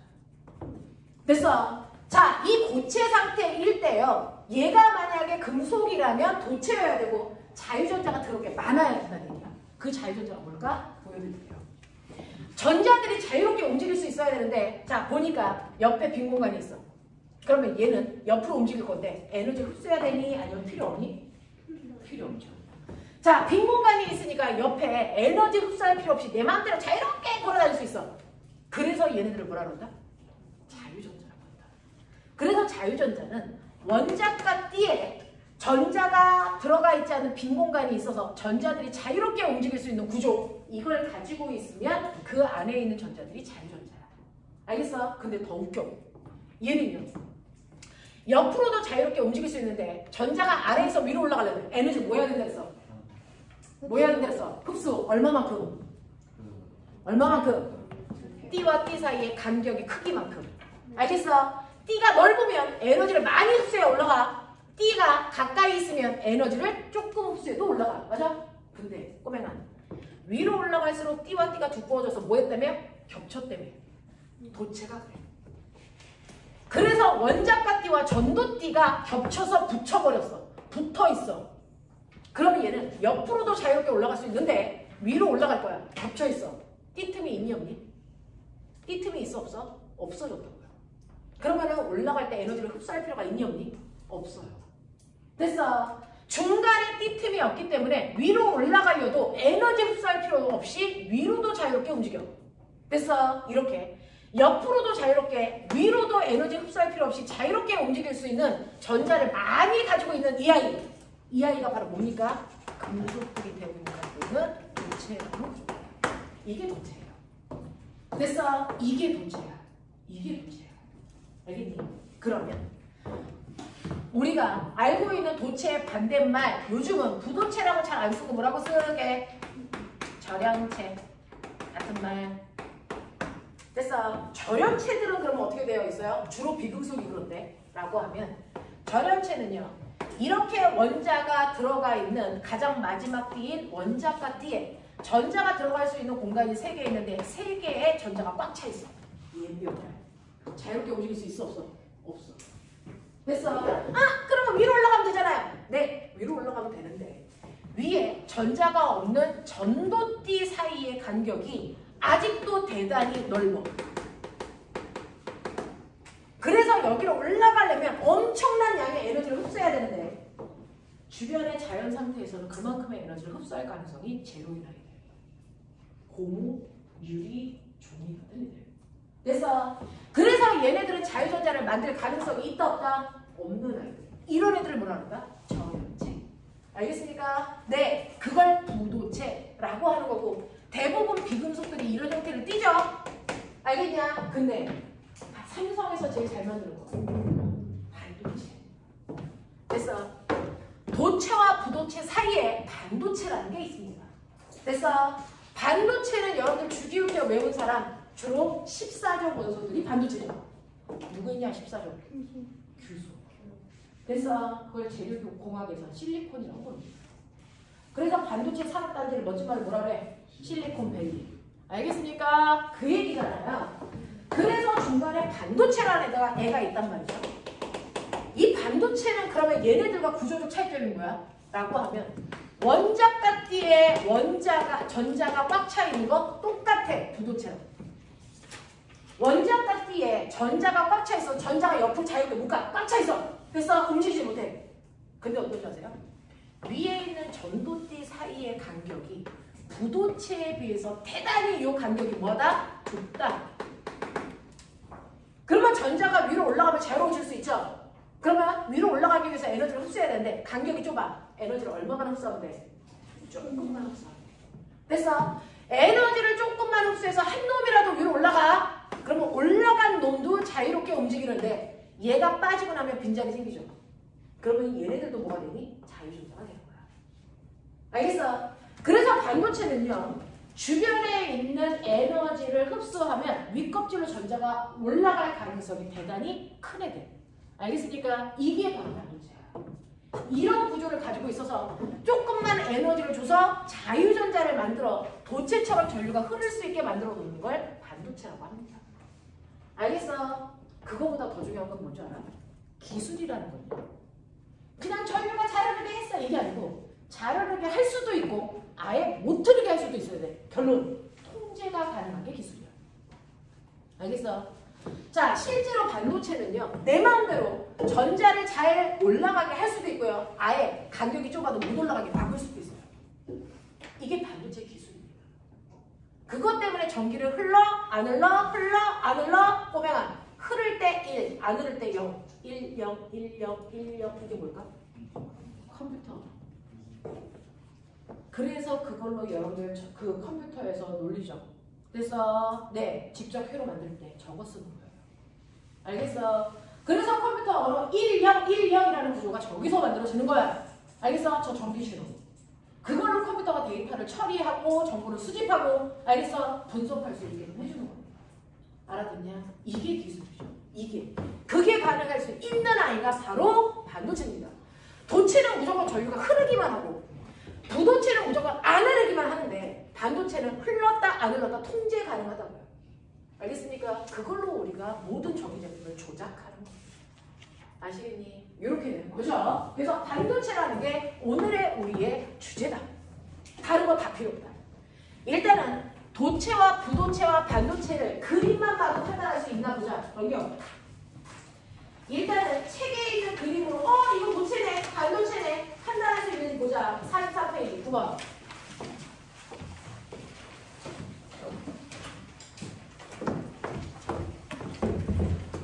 페이지 9번 그림 봤어요? 네? 43페이지 9번이 나랑 달라요? 44페이지 1, 2번 이거 아니야? 이거 아니야? 네 책이 달라. 맞아요. 네. 43페이지 9번 보시면 자, 9번에 가나다. 이 중에 누군지 찾아낼 수 있냐? 그 세 개가 도체, 부도체, 반도체를 얘기하고 선생님이 수업 시간에 부도체라는 단어를 쓰는데 요즘에 부도체 잘 안 써요. 뭐라고 한다고? 절연체. 같은 말이야. 오케이. 자, 그럼 가가 뭘까? 네, 부도체 또는 절연체. 되겠어. 자, 나는 뭘까? 도체라는 거 어떻게 확신해? 원자가띠와 전도띠가 뭐했어? 붙어버렸어. 보여? 네, 그래서 얘가 도체야. 다른 뭘까? 반도체. 알겠어? 이렇게 되어 있는 구조야. 그래서 어떤 물체는 전류가 잘 흐르고 잘 흐르지 않는 게 그 안에 있는 그죠? 이 구조적 차이예요. 알겠니? 그걸 설명하고 있습니다. 그래서 여러분들이 보시는 것처럼 가는 절연체, 나는 도체, 다는 반도체라는 걸 판단하시면 되고요. 자, 그러면 이제 볼게요. 그러면 선생님, 도체, 부도체, 반도체라는 단어는 뭘 기준으로 나눈 거예요? 뭘 기준으로 그렇게 나눠졌지? 전기가 얼마나 잘 흘러 이거죠. 전기가 얼마나 잘 흐르냐? 멋진 말. 전기, 전, 도, 도요. 전기 전도성 또는 전기 전도도. 됐습니까? 이게 바로 물질을 나누는 기준이야. 얼마나 잘 흘러? 그것도 고체 상태에서. 고체 상태의 물질 중에서 전류가 얼마나 잘 흐르는지를 기준으로 나눈 게 바로 도체, 반도체, 그 다음에 절연체 이렇게 나눠진 거예요. 그 중에서 도체일 때 전류가 제일 잘 흐르고요. 그 다음 반도체고요. 그 다음 절연체입니다. 알겠어? 자, 그럼 보면 실제로요. 전기의 흐름을, 전류의 흐름을 방해하는 건 뭐라 그래? 저항. 그 저항과 반대말이 뭐다? 전기 전도도다. 됐어. 그래서 실제로 전류가 잘 흐르지 못하는 이유가 뭐야? 아하, 이 새끼 저항이 너무 커서 그렇구나. 이렇게 얘기해도 되죠. 그러니까 절연체의 저항이 너무 커서 전류가 안 흐르는 거야. 맞냐? 네. 그 다음에 반도체이고요. 그 다음이 도체 저항이 너무 작아서 전류가 잘 흐르는 거야. 무슨 말인지 알죠? 이렇게 얘기해도 같은 거야. 그러니까 저항과 전기 전도도는 반대말입니다. 알겠냐? 자, 근데 나 궁금해. 중학교 2학년 나왔지? 저항의 크기를 결정하는 인자. 너네 중학교 때 배운 거 몇 개 있어? 불러. 네. 일단은 첫 번째 도선이 얼마나 굵어라고 하는 도선의 그거를 우리가 뭐라 그래요? 단면적. 또요. 네. 도선의 길이요. 또요. 도선의 종류. 물질의 종류. 도선을 만드는데 구리로 만들 거야. 아니면 철로 만들 거야. 아니면 금으로 만들 거야. 라고 하는 물질의 종류예요. 자, 그러면 물질의 종류에 따라서 저항값이 달라요? 네. 아까 우리가 본 원자가띠와 전도띠 사이의 간격이 다 다르니까. 맞아. 저항값이 다 다르죠. 그 물질이 가지고 있는 똑같은 두께, 똑같은 길이로 모든 물질을 다 잘라요. 모든 물질을 그게 철이든 불이든 알루미늄이든 아니면 나무든 상관없어. 모든 물질을 같은 단면적, 같은 길이로 다 잘라놓고 저항값을 비교합니다. 그걸 그 물질의 표준저항, 멋진 말, 이거를 비저항이라고 불러요. 이거를 로라고 씁니다. 이걸 비저항이라고 해요. 모든 물질을 똑같은 크기로 다 잘라놓고 그래서 네, 저항값을 비교한 걸 비저항이라고 합니다. 그래서 전기 전도도는 비저항이 1인애가 있고 비저항이 10인애가 있어. 누가 더 전기 잘 흘러? 전기가 누가 더 잘 흐를까? 비저항이 1인애가 저항이 잘 흐를까? 비저항이 10인애가 잘 흐를까? 이거 저항이라고.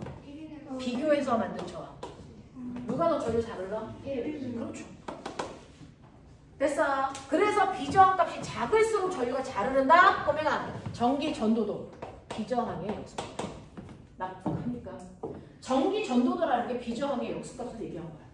알겠지? 네. 그래서 학교에서는 비저항이라는 단어 안 썼는데 모든 물질들의 저항을 비교한 값 비저항. 알겠습니까? 네. 자, 이 비저항이라는 건 모든 물질을 같은 크기로 잘라놓고 저항의 크기를 비교한 값이다. 비저항이 클수록 저항이 큰 거다. 알겠습니까? 네. 근데 자, 이렇게 똑같은 두께, 똑같은 길이로 자르는 이유가 뭐야? 그 이유는 두께와 길이에 따라 저항이 다 달라지니까. 같은 물질이라도. 됐어? 그러면 여기 이렇게 잘랐을 때 은이라는 아이의 요 붓기 S, 요 길이 L로 잘랐을 때 얘 저항값이 10이야. 됐어? 네. 그러면 이거보다 굵어지면 길이는 똑같을 때 저항이 어떻게 될까? 네. 저항이 줄어들죠. 네. 여러분들이 보시면 단면적이 커질수록 저항값은 작아져 라고 중학교 때 배웠어요. 왜요? 라고 하면 저항은 뭐니? 저항은 뭐니? 모든 물질은 원자로 구성되어 있고 그 원자 사이를 누가? 전자가 뚫고 한쪽 방향으로 이동하는 게 전류가 흐르는 거지. 네. 그러면 가다 보면 이 아이가 어떤 일이 발생하니? 네, 전자와 원자가 충돌하면 작용 반작용 뒤로 비켜나갔다가 다시 오는 거죠. 그러면 그냥 똑바로 갈 때보다 전류가 흐르는 속도가 뭐해지니? 느려지겠죠. 이게 저항이야. 그러면 충돌을 많이 하면 많이 할수록 저항이 뭐해진 거야? 커지는 거죠. 네. 그러면 이렇게 되어 있을 때요. 여기에 원자가 이렇게 4개가 있었다고 쳐. 이 사이를 뚫고 저항이 지나갈 때 저항의 크기가 10이었다고 치자. 근데 내가 굵게 만들어. 굵게 한다는 얘기는 길이는 같은데 굵어진다는 얘기는 얘를 잡아 당기는 거예요. 그래서 원자의 개수는 똑같은데 원자와 원자 사이의 간격이 뭐이지? 넓어져. 그러면 충돌할 확률이 커지니 작아지니? 작아져. 그래서 저항이 죽는 거야. 알겠어? 그래서 굵어지면 저항이 작아진다는 얘기는 원자와 원자 사이의 빈 공간이 커지니까 그래. 납득하니? 알겠어? 물리는요. 느끼셔야 돼요. 느껴지지 않으면 잘못된 수업을 하고 있는 거예요. 알겠어? 그래서 굵어지면 저항이 작아지는 이유를 알아놓고 계시면 되고요. 자, 그러면 굵기는 변화가 없는데 길어졌어. 이건 무슨 말일까? 요거 길이가 2배가 된 거야. 얘에 비해서. 그거 무슨 말인지 알아? 길어지면 물질이니까 길어지면 그 안에 있는 원자의 개수가 뭐해지니? 많아지는 거야. 됐어? 그러면 충돌할 확률이 뭐해지니? 많아지죠. 그러니까 길어지면 길어질수록 저항값이 뭐해진다고? 커진다. 알겠어? 이렇게 되는 거야. 근데 보면은 중학교 때는 저항의 크기를 결정하는 인자를 3개만 배웠죠. 여기 하나 더 있는 거 아세요? 뭐가? 저항의 크기를 결정하는 또 다른 이유는 뭐냐면 바로 온도입니다. 온도. 그래서 중학교 때 안 배웠기 때문에 얘가 중요하게 다뤄진다. 됐어? 저항의 크기는 온도에 따라서 또 달라집니다. 됐죠? 자, 그럼 선생님 온도가 높을수록 저항이 큰 거예요? 작은 거예요? 이거죠. 됐죠? 자, 근데 그거는 물질마다 달라. 온도가 높아질 때요. 도체는 저항이 어떻게 될까요? 커져요. 근데 반도체나 절연체는 저항이 오히려 줄어듭니다. 신기해요. 그래서 온도에 따른 저항 그래프를 그렸을 때 온도 절대 온도라서 라지트로 쓸게요. 자, 온도와 저항값의 관계예요. 온도가 10, 20, 30 이렇게 온도가 커질 때 저항값이 따라서 커지는 이 새끼는 도체입니다. 온도가 높아질수록 저항값이 줄어드는 이 새끼는 절연체 아니면 반도체입니다. 왜 이런 정반대 효과가 나타날까요? 온도, 멋진 말, 열, 에너지. 맞아요. 자, 그래서 이런 식으로 도체들은요. 이런 식으로 되어 있어요. 원자가띠와 전도띠가 겹쳐있고 자유전자들이 있고. 맞아요. 그래서 자유전자들이 자유롭게 움직이면서 전류를 막 흐르고 있어. 근데 열 에너지를 공급받으면 어떻게 될까요? 밑에 있던 아이도 더 위로 올라가죠. 됐죠? 그럼 더 자유롭게 움직일 수 있죠. 뭐 그럼 자유전자 수가 많아지잖아. 많아진다고. 근데 왜 저항이 커지냐고. 이유가 뭐냐. 실제로 저항은 원자와 전자들이 충돌해서 전자의 흐름을 방해하는 거잖아. 근데 전자들이 빽빽하게 나눈 것이야. 그러면 어떤 일이 발생할까? 지네들끼리도 충돌합니다. 전자가 뜨거워지면 자유롭게 움직이는 전자들의 개수가 너무 많아지는 거야. 그래서 전자들끼리도 충돌을 해서 전류의 흐름을 스스로가 방해해. 알겠습니까? 그래서 뜨거워지면 뜨거워질수록 도체들은 저항이 커진다. 그러니까 전기 제품들은 무조건 뭐 차가운 데서 보관하는 게 좋다. 알겠어? 네, 이런 얘기죠. 그래서 삼성, LG 뭐 커다란 회사들은요. 전산실이라고 하는 이만한 크기의 커다란 CPU가 다 들어가 있죠. 됐어? 그 전산실의 온도는 15도. 됐어? 에서 20도 사이에 움직이고 뜨거워지지 않게 하는 거예요. 무슨 말인지 알겠냐? 이런 것들이야. 자, 그런가 하면 반도체나 절연체. 얘네들은 근데 왜 저항이 뜨거워지면 작아져요? 당연한 거죠. 밑에 껍질에 전자들이 꽉 차 있는데 그래서 위에 전도띠 사이의 간격이 넓은데 뜨거워지면 얘가 열 에너지를 흡수해서 위로 뭐하니? 올라가죠. 그러면 자유전자들의 개수가 점점 뭐이지? 많아지죠. 그러니까 전류가 자르는 거죠. 알겠습니까? 이런 거야. 그래서 도체나 부도체나 반도체는 뜨거워지면 자유전자 개수가 늘어나면서 전류가 자르는 거고요.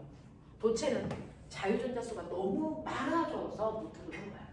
알겠습니까? 이렇게 된다. 그래서 이런 식으로 저항의 크기를 결정하는 건 4개입니다. 물질의 종류, 비죠. 굵기, 길이, 그 다음에 온도. 그래서 실제로 저항의 크기를 구하는 식 한 번만 머릿속에 넣자. 실제로 어떤 물질에 됐어. 길이는 3L이고 굵기는 2S라고 치자. 그래서 이 물질의 비저항값은 로라고 치자. 뭐 이랬을 때 얘 실제 저항값이 얼마야? 라고 하면 얘는 로의 S분의 L입니다. 그래서 모든 물질의 저항은 이렇게 집어넣으시면 정확하게 그 저항값이 몇 ohm인지를 계산해낼 수 있어. 알겠어? 그 물질의 비저항값에다가 단면적분의 길이 하시면 돼요. 에이? 온도 어디 있어요? 온도가요. 요 안에 들어가 있어요. 같은 물질이라도 0도일 때 비저항값 로 제로, 10도일 때 비저항값 로 10, 20도일 때 비저항값 다 달라요. 됐어? 그래서 내가 지금 20도면 20도의 비저항값 넣으시는 거 되고, 됐어? 30도면 30도의 비저항값으로 바꿔서 넣으시면 된다. 알겠습니까? 이렇게 해서 실제로 물질의 저항은 비저항 곱하기 단면적분의 길이가 되는 거야. 알겠죠? 이런 식으로 해서 물질들의 저항값을 여러분들이 계산해내시면 되겠죠? 그래서 아까 그 문제 9번 계속 봐. 자, 9번 보시면 위에 있는 가나다 중에 누가 노체고 반도체고 부도체 이거 풀이나 냈었어. 자, 근데 문제 볼게 1번. 다음은 상온에서 여러 가지 물질. 자, 근데 내가 못하시면서 물어본다. 상온이 무슨 말이냐? 지구의 평균 기온. 그래서 몇 도? 15도에서 25도 사이니까 우리 몇 도로 보자? 20도. 알겠습니까? 이 얘기야. 지구의 평균 기온이야. 자, 그래서 우리는 대략 20도로 보고 가시면 된다. 자, 다음은 20도에서 여러 가지 물질의 전기 전도성을 나타낸 겁니다. 됐죠? 자, 가와나에 해당되는 물질을 각자 골라보세요 라고 했는데 꼬맹아 봐요. 전기 전도성이 뭐라고? 비저항값의 역수. 맞냐? 그러니까 전기 전도도를 주면 그걸 또 역수하면 비저항이 되는 거야. 무슨 말인지 알겠어? 오케이. 자, 그래서 걔네들의 전기 전도도가 나왔어. 숫자가 클수록 전기가 잘 흐른다는 얘기야. 되겠냐? 자, 누가요? 전기 전도도가 크냐? 묶어봐. 구리하고 알루미늄 전기 전도도가 상대적으로 크죠? 얘네들 묶어 도체야. 알겠냐? 자, 그 다음에 가장 작은 애 묶어. 유리하고 고무죠. 이게 전연체야. 그러면 나머지 저마듐하고 규소가 뭐라고? 반도체라고. 납득되겠어? 이런 식이야. 자, 그래서 여러분들 가와나에 해당되는 물질들 각각 골라드렸으니까 확인하시면 되고요. 자, 2번. 자, 다에 해당되는 것만 바르게 묶인 거 찾으세요. 다가 누구냐?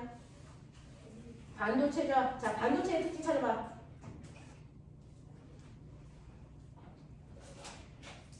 자, 니은은 할 수 없어요. 자, 안 되는구나. 니은 니은을 몰라서 안 되는구나. 자, 기억은 맞아 틀려? 틀려요. 됐죠? 네. 자, 그러면 거기에 써져 있는 게 무슨 말이지만 하고 끊어드릴게요. 그러면 저항이라는 거 어떻게 구하면 되는지 알아들었는데 전류가 흐르는 거 통제하기 가장 좋은 물질들이 반도체다. 그래서 반도체가 요즘 핫한 거예요. 그래서 요즘은 반도체를 제일 잘 만드는 나라가 선진국이에요. 그래서 반도체가 모자라서 모든 나라들이 난리가 난 거예요. 알겠냐? 네. 자, 보시면 그러면 이러한 반도체들은 됐죠? 어떤 특징을 가지고 있을까요? 라고 하는 건데 우리요. 반도체 중에서 반도체는 식사적으로 만든다고 그러고요. 그 중에서 가장 잘 만드는 게 바로 규소라는 실리콘으로 반도체를 만듭니다. 자, 이거 14족이야. 14족은 최외곽의 존재 몇 개 있냐? 4개. 그러니까 규소라는 아이는 최외곽의 전자 4개가 이렇게 들어가 있는데 그 원자들은 안정적이려면 가장 바깥쪽 껍질에 전자가 몇 개 있는 게 좋아? 그게 옥텟 규칙을 만족한다라고 표현해요. 가장 바깥쪽 껍질에 8개의 전자가 있어야 가장 안전한 구조랍니다. 됐죠? 그러면 4개밖에 없으니까 불안전하네? 그럼 안전하기 위해선 됐어. 네, 4개의 전자를 얻으면 돼. 자, 근데 옆에 나랑 똑같은 실리콘밖에 없어. 규소밖에 없어. 그럼 어떻게 해? 또 다른 규소들과 전자 하나씩을 뭐한다? 공유한다. 네 전자 하나랑 내 거랑 같이 써. 너도 그렇게 하자. 너도 그렇게 하자. 이렇게 해서 4명의 규소와 전자를 공유하면 가운데 있는 흰색 규소에 전자가 몇 개가 되니? 8개가 되죠. 이렇게 전자들을 하나씩 공유하면서 결합을 하다 보면 빈칸을 채워서 8개의 전자들을 만들어 나갈 수 있어. 이걸 공유 결합이라고 해요. 화학 시간에 배우실 거예요. 그러면 여기 있는 규소도 완벽하고 싶은데 자기 전자 4개였었는데 얘랑 전자 공유해서 지금 5개 됐어. 그럼 나머지 자리도 채워야 돼. 어떻게 해요? 또 다른 규소들과 계속 공유를 반복합니다. 또 다른 규소들과 자기가 완벽하기 위해서 또 다른 규소들과 무한히 반복해서 공유합니다. 언제 끝나? 이 공유 언제 끝나? 안 끝나. 왜? 이 끝에 있는 아이들도 계속 뭐 해야 되니까? 완벽해야 되니까. 그래서 무한히 규소들이 계속 반복해서 결합을 하죠. 이게 바로 실리콘. 이 실리콘으로 만들어진 게 유리와 석유. 알겠어? 모래야. 이렇게 되어 있어. 그래서 모래에서 규소를 추출해서 반도체를 만듭니다. 알겠어? 이렇게 되는 건데요. 이런 식으로 무한히 반복되어 있는 규소들로 우리가 반도체를 만드는데, 됐어? 이때 이 반도체는 한 종류의 원소로 만들어져 있기 때문에 얘를 뭐라 그런다? 순수 반도체 또는 다른 말로 고유 반도체라고 부르는 아이들이야. 자, 근데 이 순수 반도체도요, 반도체잖아요. 전류가 흐를 수는 있지만 도체만큼 전류가 잘 흐를 수 있다 없다? 없다. 됐죠? 그래서 한계를 갖습니다. 그럼 저는 전류를 흘렸다 안 흘렸다 통제할 수 있을 뿐만 아니라 흐르게 할 때 도체만큼 전류를 잘 흐르게 하고 싶어. 어떻게 하면? 됐어. 얘가 전기가 흐르는 성질을 훨씬 더 뛰어나게 할 수 있을까? 다시 말해서 전기 전도도를 뭐 시키고 싶니? 향상시키고 싶죠. 자, 기계공학에서는 어떤 기능을 향상시키는 걸 뭐라고 하는 줄 아세요? 기능 향상을 멋진 말로 도핑시킨다 그래요. 기능 향상을 도핑시킨다 그래요.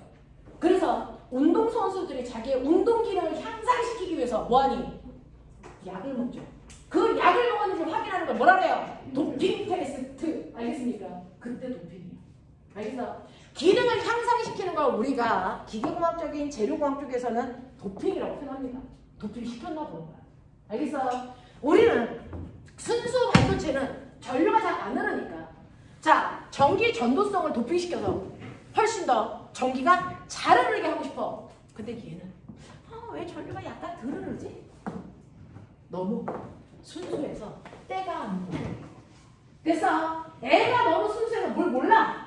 그래서 때가 안 묻혀주면 약간 때 묻혀주면 아이가 사회생활을 잘해. 알겠어? 순수한 애들은 그래서 뭘 몰라. 그래서 약간 때를 묻혀주면 아이들이 분위기 파악을 잘하죠. 자, 어떻게 합니까? 여기서 요 새끼 뽑아. 너 나와 이 새끼야. 너무 순수해. 그러니까 너 말고 다른 애 집어넣어 줄게. 됐어? 이렇게 한다고요.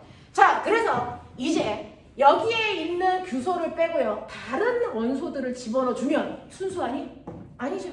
그거를 우리 뭐라 그럽니까? 이거를 우리가 불순물 반도체를 만들었다 이럽니다. 불순물을 첨가했어. 됐어. 불순물 반도체 만들면 돼요. 자, 근데 아무거나 넣지 않습니다. 14족을 빼고 나서 뭘 집어넣을까요? 13족 또는 15족 둘 중에 하나만 넣을 수 있어요. 잘 들어. 한 번 들으면 제대로 들으면 이해되는 거고 안 들으면 멍 때리는 거야. 자, 내가 규소 뺐어. 그러면 여기는 하얀색 규소가 나가면서요. 지가 나갈 때 자기가 같이 꼽아놨던 하얀색 전자들 4개 다 데리고 나가. 기분 나쁘니까. 근데 내가 여기다가 13족 아이를 집어넣을게. 자, 13족 중에서 너네 뭐 알아? 그렇지. 유명해. 알루미늄 같은 거 넣어볼까? 여기다가 알루미늄 넣어볼게. 여기다가 알루미늄을 넣으면 알루미늄 걱정 마. 내가 잘해줄게. 그러면서 들어가. 근데 알루미늄은 체벽에 전자 몇 개 있어? 3개. 아, 3개. 내가 여기 다 채워줄게. 그래놓고 애새끼가 3개 딱 꼽아놓고 와, 꽉 찼다. 이 지랄이야. 꽉 찼냐? 아니죠. 여기 빈자리 하나 생겼죠? 됐어. 근데 이것 때문에 전기가 잘 왜요? 전자가 들어가 있는 원자가띠에 아까 규소가 있었기 때문에 괜히 전자가 있어야 되는 모든 공간에 전자가 꽉 차 있었잖아. 알겠어? 근데 규소를 빼고 알루미늄을 넣으면 전자가 들어가야 되는 공간 하나에 전자가 안 들어가게 돼. 그럼 어떤 일이 발생하냐? 어떤 일이 발생하냐? 나머지 모든 아이들이 뭐가 되니? 자유전자. 알겠습니까? 이런 식으로 14족에 있었던 자리에 15족을 도핑하면 됐어? 전자가 들어가 있지 않는 빈 구멍이 생기네. 이 구멍은 원래는 전자가 있었어야 되는데 전자가 빠지니까 마이너스가 약해져서 상대적으로 마치 무슨 성격? 플러스의 성격을 띠고 있는 구멍같이 느껴져. 맞아. 자, 플러스를 멋진 말로 뭐라 그러니? 양의 성질. 알겠어? 구멍을 뭐라 그러니? 구멍 공자. 그래서 얘를 뭐라 그러니? 양공. 이렇게 표현해. 됐어? 그래서 13족을 도핑하면 빈 구멍이 생기는데 그 빈 구멍의 이름을 양공이라고 부른다. 그래서 양공이 생기기 때문에 전기가 잘 흐르게 돼요. 그래서 양공이 전기를 잘 흐르게 하는 전하 나르기의 역할을 한다라고 표현하는 거야. 알겠어? 자, 그래서 생각해봐. 14족 있던 자리에 13족을 넣으니까 전자 하나가 부족해서 양공이 생겨. 됐죠? 그 양공을 갖게 되는 이 반도체의 이름을 우리는 마이너스는 네거티브, 플러스는 포지티브. 그래서 포지티브형 반도체, P형 반도체. 알겠습니까? 남자들은 좀 들어봤어야 되는데 P형 반도체. 기가 시간에 하자니? 자, 그런가 하면 15족을 높이네. 15족 중에 핫한애 누구 있어? 인! 뭐 이런 거 넣는다고 치자. 그러면 아까 규소 빠졌어. 규소 빠진 자리에 요번에는 인 같은 애 넣어보자. 내가 들어가 볼게. 나 15족이야. 전자 몇 개? 5개 들고 들어가. 되겠어? 자신만만하게 전자 5개 들고 들어가는데 전자가 들어갈 수 있는 자리는 몇 군데? 4군데. 아, 근데 하나 남잖아. 그러면 억지로 여기다 끼워넣을 수 있어, 없어? 없어요. 자리는 4개밖에 없는데 전자는 5개 들고 왔어. 그러면 5번째 전자 어떻게 할까? 갈 데가 없네. 이거 없어져? 아니요. 어떻게 됩니까? 이 자리 꽉 차고 나서 전자 하나가 있어야 되는데 전자가 있을 수 있는 공간이 없네? 그럼 어떡합니까? 그 위에 전도띠에 전자가 들어가요. 그 수밖에 없죠. 그러면 전도띠에 들어간 전자는 뭐가 되니? 옆에가 다 빈 공간이니까 이거 뭐니? 자유롭게 움직이는 자유전자가 되죠. 무슨 말인지 알아? 그래서 15족을 도핑하면 자유롭게 움직이는 뭐가 생깁니까? 자유전자가 생기고 이 자유롭게 움직이는 자유전자 때문에 전류가 잘 흐르는 전하 나르기의 역할을 하는 아이가 생겨난 거예요. 이것 때문에 전류가 잘 흐르죠. 그래서 15족을 도핑하면 전자 때문에 전류가 잘 흘러. 자, 전자는 여기 봐! 전자는 아까 멋진 말로 뭐라 그랬어? 네거티브. 그래서 얘가 뭐야? 네거티브형 반도체. N형 반도체. 알겠냐? 이렇게 되는 거야. 네거티브형 반도체, N형 반도체. 그래서 반도체에는 두 종류야. P형 반도체와 N형 반도체 두 종류가 있습니다. 납득해요? 납득해요? 자, 그러면 이러한 P형 반도체와 N형 반도체가 생겼을 때 책 잠깐만 볼게요.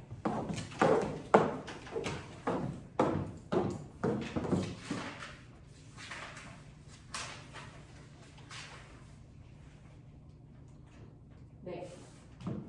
자, 이거 P형 반도체와 N형 반도체를 적합하면 다이오드와 트랜지스터 생겨요. 잠깐만 끊고. 됐어. 연결해 드릴게요. 10분만 끊었다 가자. 하도 눈을 감아가지고. 10분만 끊었다 갈게요.